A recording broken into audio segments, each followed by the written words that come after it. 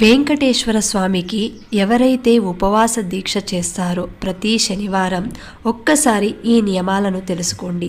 ఎందుకంటే వెంకటేశ్వర స్వామి ఏది కోరినా సరే వరాలిచ్చే వడ్డీ కాసులవాడు. కాబట్టి వ్రతం చేసేవారు శనివారం రోజున తినే ఆహారంలో ఎట్టి పరిస్థితుల్లోనూ నూనె వాడకూడదు. పూర్తిగా నెయ్యితో తయారు చేసిన ఆహార పదార్థాలను మాత్రమే భుజించాలి.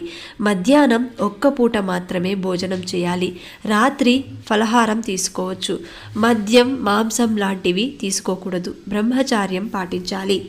ఎవరైతే ఈ నియమాలను పాటిస్తూ 7 శనివారాల వ్రతాన్ని ఆచరిస్తారో వారి కోరిక తప్పకుండా ఫలిస్తుంది. ఇక ముడుపు ఎలా కట్టాలంటే, వ్రతం మొదలుపెట్టిన మొదటి రోజు ఒక పసుపు వస్త్రంలో 11 రూపాయలు దక్షిణ ముడుపు మూటలా కట్టి శ్రీనివాసుని పటం ముందు ఉంచి ఈ యొక్క సంకల్పం నెరవేరితే తిరుమలకు దర్శనానికి వస్తానని మొక్కుకోండి.